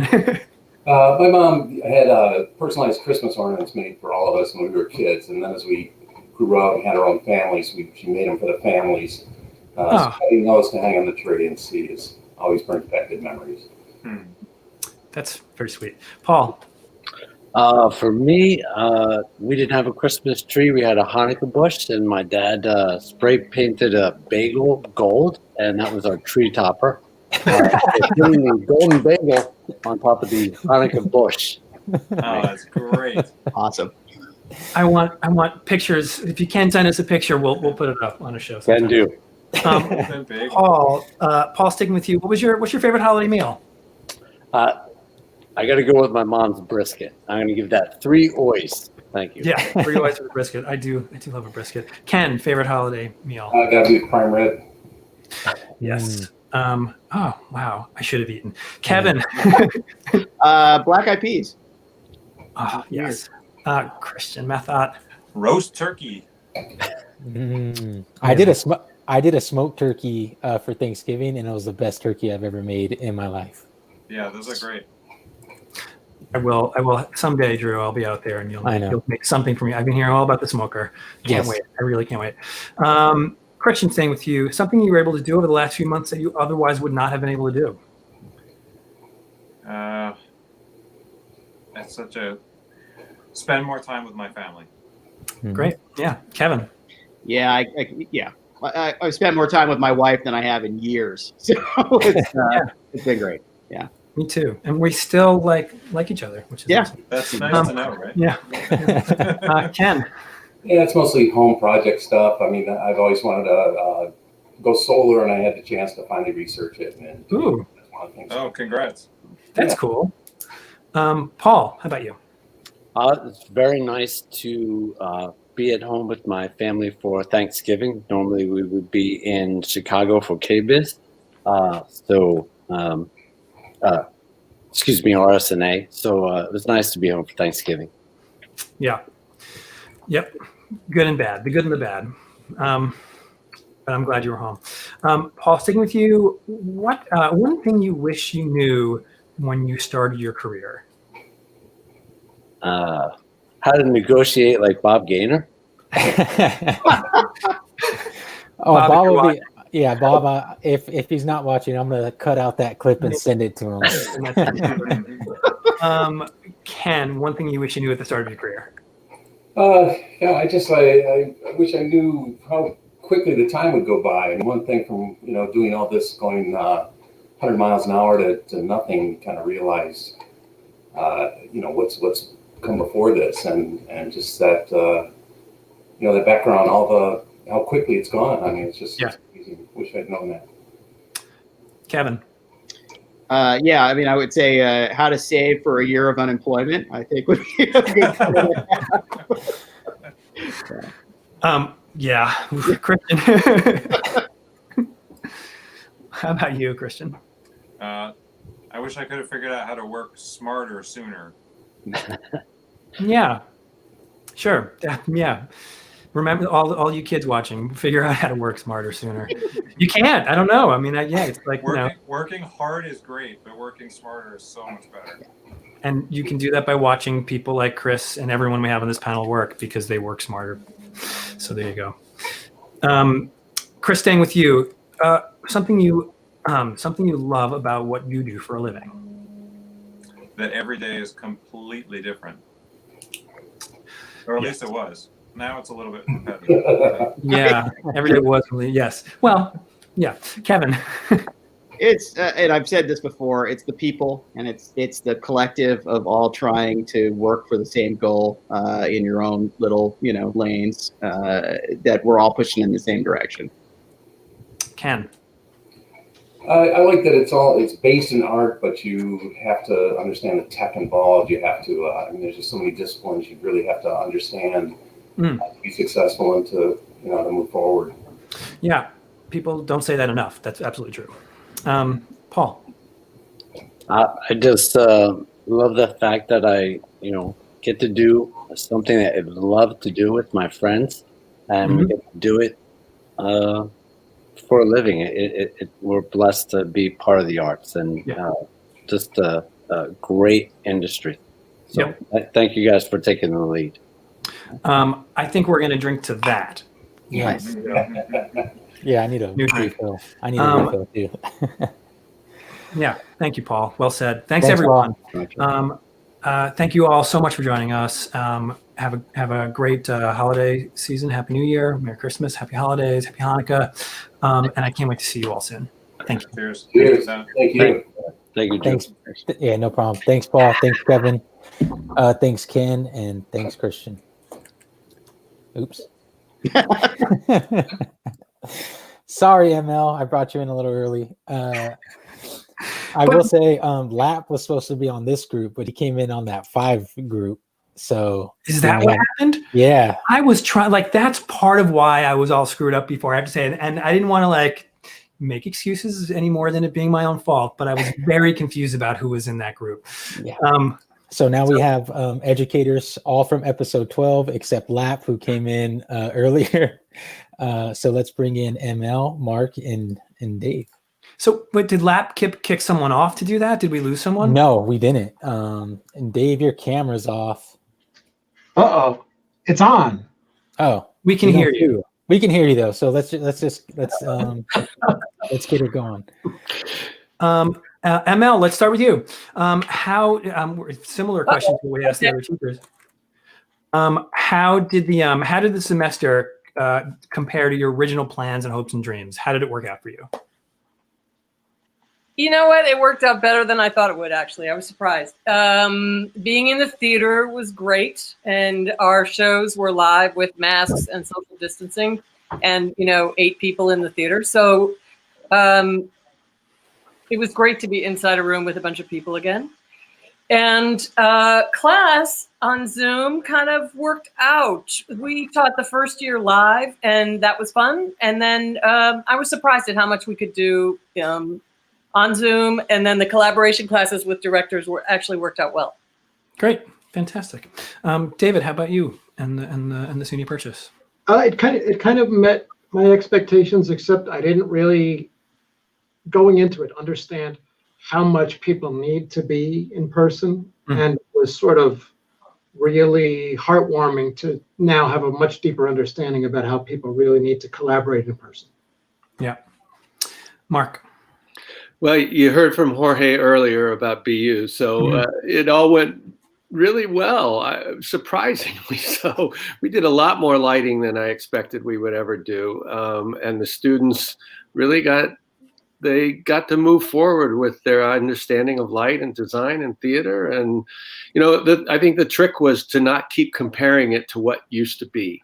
If we just kept staying in the moment and saying, this is really working out pretty well, we did okay. Yeah. Great. Definitely. Mark, what is one change brought by the pandemic that you would like to see continue? Time. But yeah, when we're working, I don't get to see much theater. I don't get to see much other dance. I don't get to see much more opera. And I've really enjoyed, even though it's all been online, I've seen a lot more performing arts in the last 7 months than I have in the last 17 years. So I want to hopefully keep doing that. Yeah. Dave? I would say similar to what Mark said, seeing a lot of people that you don't normally see around the world.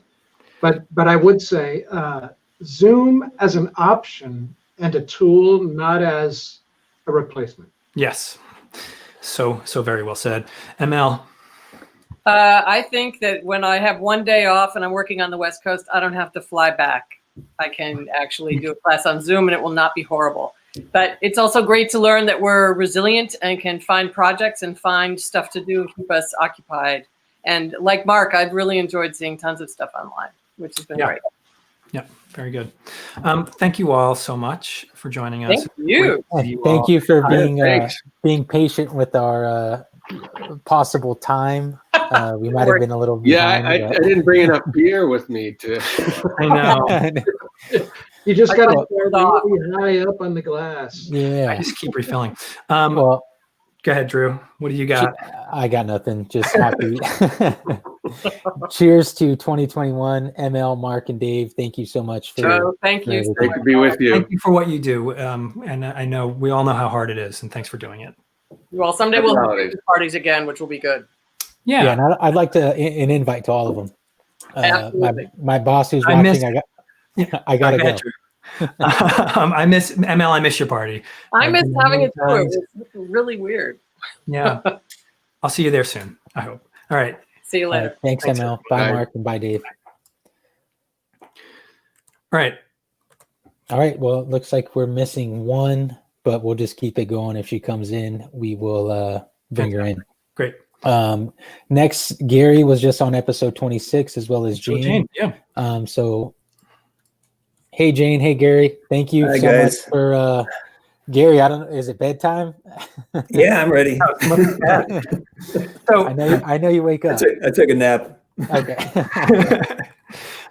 We're missing Ellen from Live Design magazine.com. But if she if she comes in late or wants to answer remotely, we'll throw her answers on the internet. But let's start without her. Gary, let's go to you first. After a challenging 2020, what are you grateful for? Boy, it was a challenging year, but I'm very grateful for my colleagues at City Theatrical. We have been there in the factory almost the entire time, except for a very, very brief period in early April when we were all sick. We've been there every day, and everybody has been through physical, emotional, and financial hardship, and they've made it through with really graciousness and willingness, and everyone has supported each other, and they've been just great to work with. So that has been the brightest spot of the whole pandemic for me. That's amazing to hear. We did have Ellen. Yep, let's bring Ellen in. We did have Ellen. Let's go to Jane. Jane, same question. I am grateful for so much. A lot of the previous panelists brought it up, but it's, the simple pause that we've all had so that we can actually think about the craziness that we've all put ourselves in. And, is that effective? And do we want to carry that through into the future?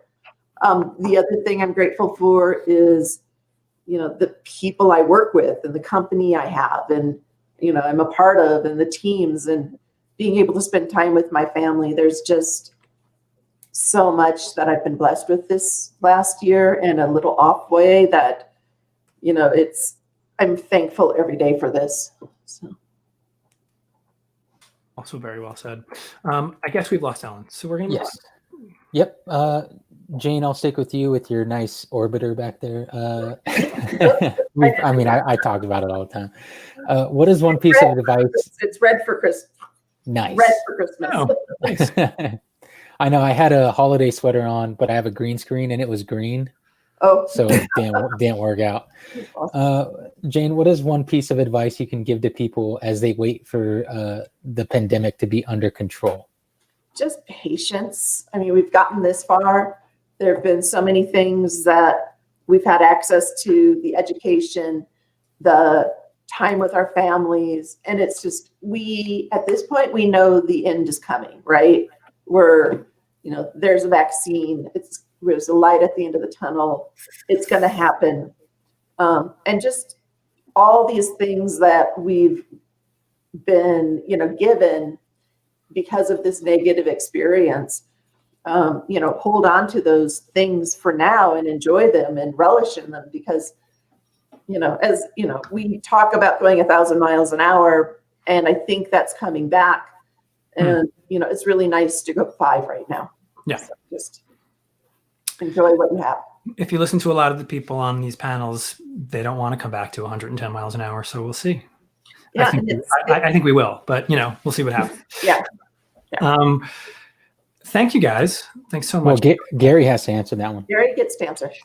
Gary. Okay. We can talk twice as long because Ellen's not here, so we have extra time. That's right. We have a couple of My advice for those who are waiting for the end of the pandemic is don't wait. Remember on March 13th, when Broadway closed, they told us that we'd be back in 3 weeks, and the West End closed, and we've been out for 9 months, and we have another 6 months at least to go. So there's nothing to wait for. For those who are fearful or unsure or don't know what to do, just do something. When you're going through hell, you have to keep going and find something else to do. And finding something else, you may find out it's better than what you were doing before. Also very well said. And I think I'll drink to that. Yes. Gary and Jane, thank you so much. Gary, that's not coffee, is it? No. Good. Sorry, I almost skipped you. Really, I have no excuse. So we're only. Okay, and hi to Ellen if you're there behind the scenes. I was looking backstage to see if Ellen was in here. But she's not. But Ellen, we'll ask you the questions and we'll post them after the fact. Yeah. Thanks, everyone. Gary and Jane, thank you so much, and I look forward to meeting you in person, hopefully someday. Someday. So too. All righty. Thanks, Happy Jane. holidays. Happy holidays. All right. Well, before we get started, do you want to go to John Anselmo's video, or do you want to do that at the end? Why don't we bring everyone in and say hi, and then play John's video over top of everyone? All righty. All right. Let's bring in. This is one of two. The group is built from two of the most popular episodes. Sorry, I had a lot. You know what? Actually, Drew, Ellen is sitting backstage. Why don't we bring her in and let her answer one of those questions? Okay. Everyone who's watching is probably. Hey, Ellen. Let's go. Yeah. Get on with this. Yes. Ellen, you're here. Yes. So we're gonna ask you one question, Ellen. After a challenging 2020, what are you grateful Hey, Drew. I'm sorry, and I'm a little. I know. Sorry. No worries. It's okay. Yeah. Ellen, after a I think I'm mostly grateful for the wonderful people in this industry. Watching them all tonight, everybody from Corey Fitzgerald to you guys to, Gary Fales, ML Geiger, Mark Stanley, Christian Metho. I think every single one of them I've interviewed, talked to, hung out with, had dinner with. One of my favorite stories is Jeff Kreuter asking me about the play, about the people that hire that guy, whatever his name was, Dionysus, to do their garden. And I said, I thought one of the actresses was really annoying. And he said, oh, which one did you like? And I said, well, I really liked the little one, the little fairy one, the best. And he said, that's good. That's my wife. And I was lucky that time. She was fabulous. And it's just a wonderful community of people. And it's really been wonderful to be able to stay in touch with everybody. Ellen, that's a great story. I told Kate that story, and she loved it. Of course, it could have that gone. was really Thank funny God too. I forget where we were, but I think we were in a bar in Louisville, Kentucky. I remember exactly where we were. Ellen, thank you. She was terrific. I think she was singing the show. Thank you very much. Yes, we were. We were in a bar in Louisville, Kentucky. In case the sound cut out. Thank you. I'm so sorry I couldn't get in before. It would have been nice to be with Gary, one of my favorite people. All right. Thank you. Bye, so much, Ellen. Thank you so much. Thanks for joining us. And Okay. Shout out to her husband or whoever was holding the light for her. That's right. Let's bring our last panel in. Alrighty, we got electricians and riggers, Eric Norris, Alex Goodpasture, Paul Kilsdonk, one of the top commenters. So thank you, Paul. Top question answers. Stop question answer. Yeah. Sarah Arnold, and Tony Bonilla. Come on in. Thanks for joining us, guys. Hello. Nice to see you. Thank you for sticking with us. This is the last group. Hey, everybody. How are you guys holding up? You're looking a little rosy. I'm doing great. I'm doing great. Let's play. Let's play John best Christmas sweater. That's right, best Christmas sweater. Paul, you and Paul should hang out, and you and Sean Beach should hang out together. All right. Well, John Onsama was on the electrician panel. He wasn't able to join, so he sent us a video. Hi, Jeff, Drew, Sarah, Michael, Kevin, and everyone. I want to wish you all a happy holiday and a healthy new year. I'm looking forward to working with all my friends and rounding out the day having a Cosmo or two with a lot of laughs. As Victor Hugo said, even the darkest night will end and the sun will rise, in the same way as theaters are dark today, but the lights will rise in 2021. One last thought, I want to wish you all 12 months of success, 52 weeks of laughter, 365 days of fun, 8,760 hours of joy, and 525,600 minutes of good luck. Happy holidays. Aww. Thank you, John. Thanks, John, for sending that and doing the math. And doing that. Well, he was a follow foot operator on the original production of Rent, so he knows the hours in the year. The song. Let's jump in so that everyone could drink to the birthday. Paul Kilsdonk, we're going to start with you. Are you able to keep in touch with colleagues at this time? And what are you doing to keep in touch with people? Well, I've actually been working at McCarter. They've hired me for approximately a day a week for the last multiple weeks. But unfortunately, it's doing things like emptying out the storage space and actor housing so they can save on rent. But it has been nice to be able to catch up with the colleagues and see everybody. Early in the first wave, McCarter had a perpetual Zoom happy hour going. Everyone's invited. You're all invited. And we would sit and commiserate and cook and drink and chat, and it's just perpetually going. It's always going. In fact, I think it's still going. Yeah. Happy hour after this. Everyone I know, come on in. On the McCarter happy hour. Please give everyone my best over there at the McCarter. I shall. I miss them very much. Tony, how about you?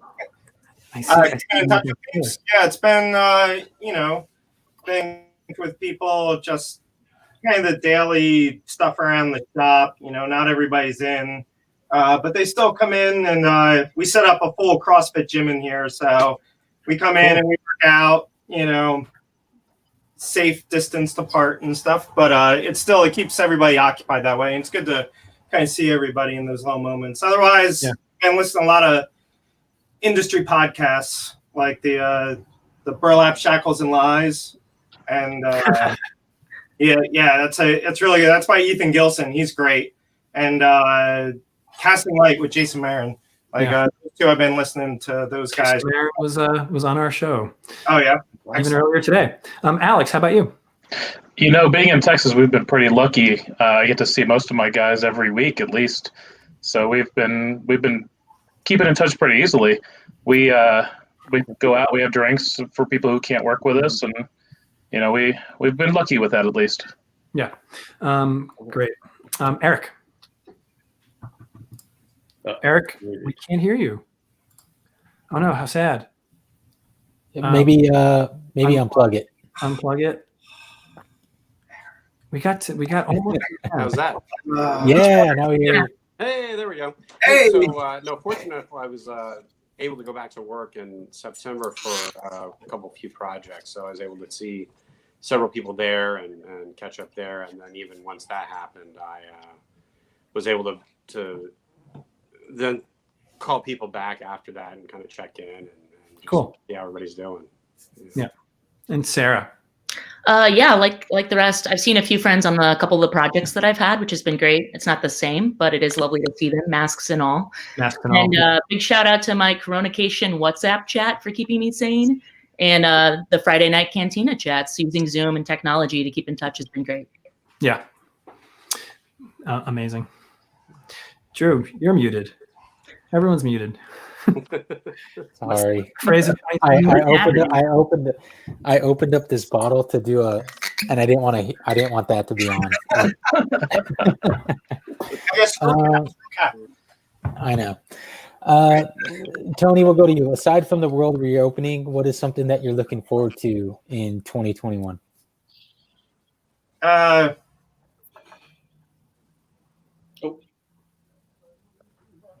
Yeah, that's about it. Continuance, like looking forward to the fall when we hopefully everyone's hoping, the fall will get back to it. Otherwise, I'm just still grinding out some more of just self-improvement, OSHA 30, and going to special rigger certification shit, master rigger, like taking classes for that and just trying to further myself in those regards and keep up on the guys that I work with and make them get your ETCP, get better at Vectorworks. And we do lots of we've been doing mock-ups. I send them drawings as if I'm some deranged client. And I'm like, oh, hey, I need you to do this thing and hang this. And then I throw it at them. And then, how do I do this in Vectorworks? I'm like, you click here and then this is what we do. Well, I think Tony, you should definitely not make that just a holiday sweater. You should wear that in February, in April. My sister got it. Also, Tony should have a show. I've just decided we need a spin-off. Tony should have his own show. Alex, how about you? Alex, any question? Other than the unrestricted travel, I'm looking forward to improving myself and my crew. I'm going to start some training classes hopefully next year and get my people better while we're in downtime and be able to be better than ever when we come back. Yeah, cool. And Eric. Oh, I'm just looking forward to my kids being able to openly play with everybody and send them out and do things and not have to worry about masks and staying away from everybody and corralling them and finding things to do. Just being able to go out and enjoy life again. Yeah. And all of us, but yes. Yeah, I mean, I don't know how much I can take with my two kids. Not just kidding. It's true. It's you're always used to having that split time with your kids and not spending 100% of your day with two little ones or a little one all the time. Yeah, for sure.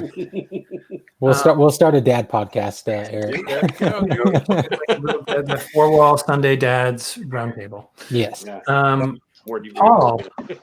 Paul Kilsdonk. I need to travel. In a normal year, we would have traveled at least 4 really good vacations.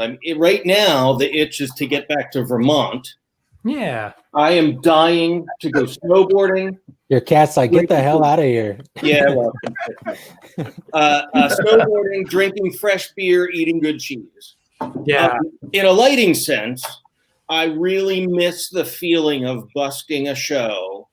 And as the song starts, I pick just the right color that fits in and the entire 1,000-person audience appreciates just for a minute. I miss that so much. Well said. Sarah.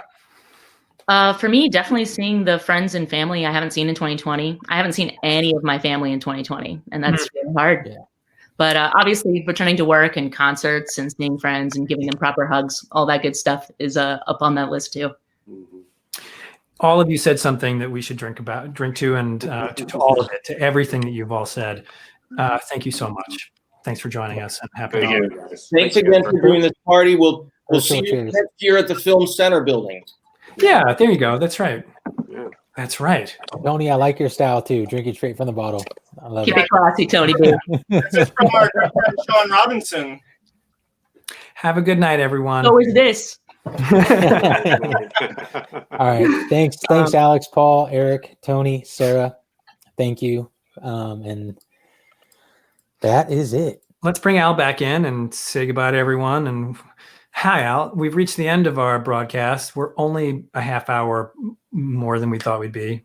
Not really. I kind of knew. It's not too bad. We didn't hit the 2-hour mark. No. People are going to watch it in segments. They'll just fast forward to their favorite. I mean, a lot of people we had a lot of people tune in pretty much the entire time, which is awesome.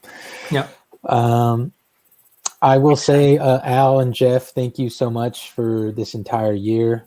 I appreciate everything that we've been able to do with this show, and I can't wait. I mean, I can't wait to do more, and just even when everything gets back to normal, if it's not virtual, maybe we can have a special show where it's the first time I meet Jeff in person. Someone should be there with a camera. Yeah. That's amazing. Al, would you like to add anything before? No, thank you, and Happy New Year to everybody. Hopefully next year will be a better one for all of us. Thank you. Ryan O'Gara, Al wins best shirt. I agree. Yeah, that's right. Al wins best shirt. Although you and Tony and Sean should hang out together and do a Christmas special next year. Yes. It's some great shirts, great background, really pretty amazing. We are going to do more of these. We're going to start up again on January 10th. So please, everyone, tune in. I think the first few episodes are lighting designers, programmers, production managers, gaffers, more teachers, more electricians, more lighting designers, and on from there. And we are working hard already to try to fill those groups, and very excited to do so. So thank you all so much for joining us. I leave it to Drew to take us out. Yeah, I mean, I'm looking forward to putting more panels together for next year. And yeah, I mean, I just hope everybody has a good holiday and a good new year. And I can't wait to meet even we had 52 on today, but we had, 90 something? Yeah. You know, I can't wait to meet some of these folks in person someday. So Happy New Year, happy holiday, Jeff, Al. I'll take one more drink. I got to go watch my kid. That's right. I'm going to go have dinner. All righty. All this talk of food. Bye, everyone. Happy Bye, holidays. everybody. Bye-bye. Bye, everyone.